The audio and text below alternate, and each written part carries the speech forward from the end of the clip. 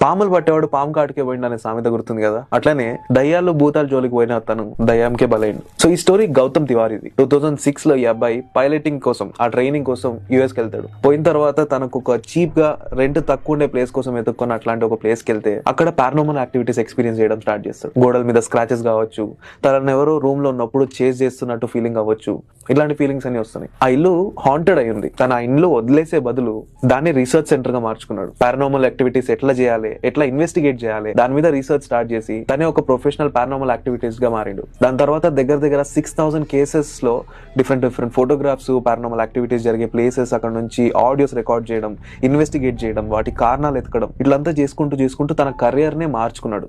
ఎక్కడ దాకా ఎందుకు, తను ఒకసారి గీలాంగ్ ప్రిజన్ ని ఇన్వెస్టిగేట్ చేసిండు. అది ఆస్ట్రేలియాలోనే one of the most haunted prison అన్నమాట. దాని తర్వాత తన ఏదైతే పిక్చర్స్ తీసుకొచ్చినాడో ఆ పిక్చర్స్ లో కొన్ని ఫేసెస్ తనని స్టేర్ చేస్తున్నట్టు అట్లాంటి